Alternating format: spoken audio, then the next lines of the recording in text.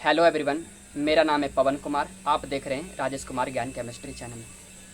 तो आज के इस वीडियो में नीट 2026 के लिए बेस्ट बुक कौन सी होगी, आज की इस वीडियो में डिस्कस करेंगे। नीट 2026 के लिए सबसे जो बेस्ट बुक मानी जाती है वो है NCERT।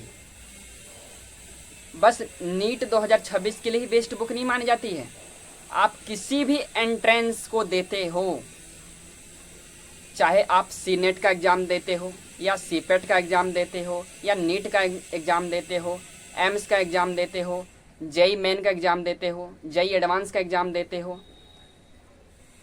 आप CUET का एग्ज़ाम देते हो, आप किसी का भी एंट्रेंस एग्ज़ाम देते हो, तो वह एंट्रेंस एग्ज़ाम में NCERT क्वेश्चन ही आते हैं। 11th व 12th के, 11th का और 12th का NCERT आता है, फिजिक्स केमिस्ट्री बायो का। तो नीट 2026 के लिए NCERT के अलावा भी बुक्स होते हैं। फिजिक्स के बुक्स होते हैं, HC वर्मा के होते हैं, DC पांडे के होते हैं, केमिस्ट्री के होते हैं, OP टंडन के होते हैं, MS चौहान के होते हैं, बायोलॉजी के होते हैं NCERT ओनली। यानी कि आपको बायोलॉजी का जो बुक पढ़ना है वह पढ़ना है आपको NCERT। आप NCERT बुक को पढ़ोगे जब ही आपका सिलेक्शन हो पाएगा, अन्यथा नहीं हो पाएगा सिलेक्शन। बायोलॉजी का NCERT बारीकी से पढ़ना है। जैसे कि हमें जीव जगत पहला चैप्टर पढ़ना है 11th में, और 11th में हमने पढ़ लिया, पूरा चैप्टर पढ़ लिया, लेकिन हमें समझ में नहीं आया, तो आप एक काम करना, एक पेंसिल लेना, पेंसिल से लेकर आप जहाँ जो मेन पॉइंट होता है उसे आप निशान लगा लेना। और जब भी आप बुक को खोलोगे तो जो आपने निशान लगाया है तो आपको जल्दी याद हो जाएगा, शीघ्रतापूर्वक याद होगा। ठीक है, तो जो सबसे बेस्ट बुक मानी जाती है, चाहे आप फिजिक्स केमिस्ट्री बायो तीनों में, NCERT मानी जाती है। तो नीट के लिए सबसे जो बेस्ट बुक मानी जाती है वो है NCERT। 11th व 12th का NCERT क्वेश्चन ही आते हैं। 80 से 85% ऐसे क्वेश्चन होते हैं जो NCERT से आते हैं। 80 से 85% क्वेश्चन NCERT से आते हैं।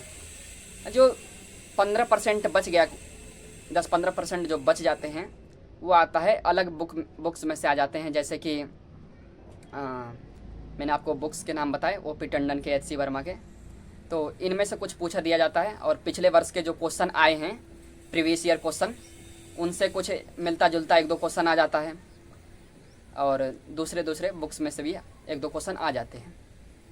तो जो सबसे बेस्ट बुक है वह है NCERT। आप उनको बारीकी से, यानी कि एक एक पॉइंट को समझो NCERT बुक को। और आपको जब भी पढ़ना है, जब आपका नीट 2026 में जो सिलेक्शन होगा वो NCERT बुक से होगा। आप NCERT को गले से गले लगाओ अभी से ही, और आपने अभी गले से गले नहीं लगाया है NCERT को, स्टार्ट कर दो। और जैसे कि बहुत से बच्चे कहते हैं, बहुत से जो हैं स्टूडेंट्स, वो कहते हैं कि हम मतलब चैप्टर पढ़ते हैं और भूल जाते हैं। तो एक काम करना, आप चैप्टर को पूरा पढ़ना, चैप्टर को पढ़ने के बाद और जो मेन पॉइंट है उसे आप पेंसिल से या कलर से निशान लगा लेना। और जब भी आप पुस्तक को खोलो, बुक को खोलो, तो आप उस पॉइंट को देखना, तो आपको तुरंत शीघ्रता याद हो जाएगा। तो आप एक काम करना, रात को पढ़ना, सुबह रिवाइज कर लेना। सुबह रिवाइज करने से क्या होता है कि हमें जो भी चीज़ हमने याद कर रखा है वो जल्दी याद हो जाता है, ऐसा मानना है। और मैं भी सुबह याद करता हूँ तो मुझे भी याद हो जाता है। तो आपको समझ में आ गया होगा। और पिछले वर्ष के जो क्वेश्चन आए हैं, प्रीवियस ईयर क्वेश्चन, तो आप उसे भी देखते रहना किस प्रकार से क्वेश्चन आए हैं पिछले साल। और एक MCQ का बुक भी आता है, मल्टीपल चॉइस क्वेश्चन MCQ की पुस्तक आती है, आप उसे भी लेकर आप अभ्यास कर सकते हो।